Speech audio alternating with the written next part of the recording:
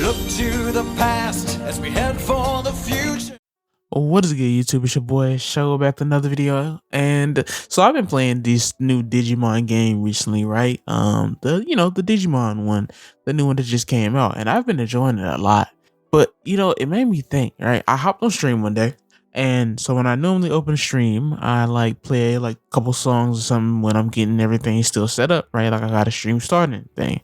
And then I started playing Digimon songs. And then Digimon Frontier theme came on. You know the theme. It's the famous Digimon Frontier theme. It's so weird to me because I was like, I had to make a video on that. I don't really make like Digimon videos or Pokemon videos, not because they're like not anime or whatever, right? But I just stuff I watched when I was growing up. So like now that I watch so many different anime, I don't really choose to dive back into those. But to me, there are some series that you can kind of go back and watch and still enjoy, right? And Digimon Frontier is one of those series that still sits with me. Not because I remember every single moment or episode, but because the feeling it gave me. The song, the different way they digivolve, like everything was so cool about that show. It's wild to think that a concept as cool as the Digidestin actually becoming Digimon didn't get expanded on. And the franchise known for its evolving partners and digital bonds, Frontier kind of flipped the entire formula on its head. Instead of forming a relationship with the monsters, the humans embody them. They became that power. They literally became the Digimon. To me, the idea was so ahead of its time. Like the spirit evolution concept was something that could have defined a whole new era of Digimon, right? Each spirit transformation had its own lore, its own attitude. They weren't just like armor and stuff. Like he had a lot of like backstory and stuff about like the transformations. Even though I can admit I haven't seen all of Frontier, right? Like I haven't seen all of any of the Digimon series, right? Not because they're bad, just I explained earlier in the video. It's just, I haven't never went back and just looked at it with an adult eye. But everything I do remember about it, I know that it hit different. I know that it was ahead of its time. The designs were cool.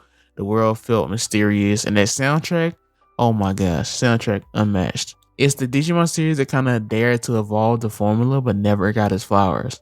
That's part of me that kind of wishes it got a sequel. I did see that they had like, I think it was Exo Wars, where the dude ended up coming back, right? When they did like the Red Ranger thing, where all the main characters came back, or at least all that like main character came back. To be honest though, Digimon Frontier didn't just have potential, it was potential. It was a blueprint of what future Digimon things could have became. Like I'm not saying I didn't like Digimon after the fact, right? Like I did like the one, the guy that was punching the Digimon. I thought that was crazy, but it was kind of cool at the same time. I hate though that it's buried between the nostalgia for like Adventure and then Tamers, right? And even they brought the Adventure cast back, made them grow up or whatever. I would love to see something like that. I think it deserves another chance to show everybody that Spirit Evolution wasn't just a cool little gimmick. It was an idea that could have made Digimon evolve even further. Now granted, I like Spirit Evolution. I'm not saying that they should have switched to it full time, right? Because I do like the fact that Digimon is all about bonding with the digital pals or whatever. I do like that aspect of regular Digimon. And I have a habit of doing this, right? Like if you've never seen Digital Frontier, it's really Digimon Frontier, but if you've never seen the Digimon Frontier, now I would say this is a quick synopsis. It's the fourth series in the Digimon franchise. It follows a new group of Digidestin who receive messages that lead them into the digital world. Instead of partnering with their Digimon, they gain the power to transform into the legendary warriors known as the 10 legendary spirits.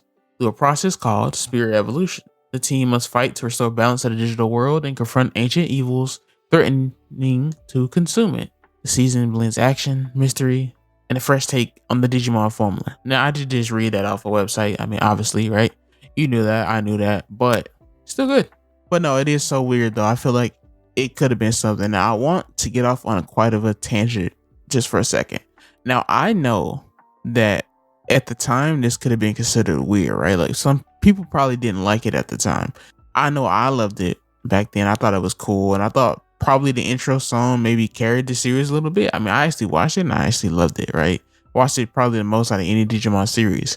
The reason I say that I understand that people might not like it as much is because of Bay Wheels.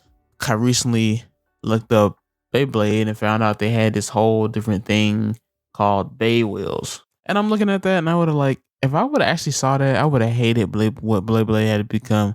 Maybe it was popular and maybe it really did really well, but yeah, nah, not my Blade Blade. But this is the same thing, right? Like he's shaking up the Digimon formula like Bay will shook up the Beyblade formula. So I can see it, you know what I'm saying? I'm that's what I'm saying. I don't necessarily think it should have been more like a replacement for the original Digimon series.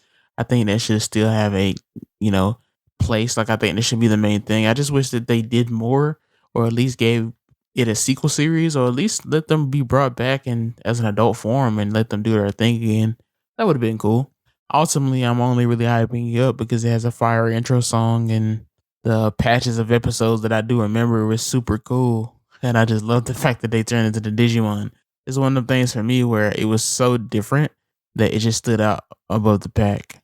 And mind you, I haven't seen this in so long, but we'll try to run down the characters' names. I'm probably going to get them wrong, but bear with me. Takuya, your main character, your spirit of flame, Mr. Burning Greymon itself. Got Koji, calm, cool, collected. They do this kind of pairing a lot in Digimon, by the way.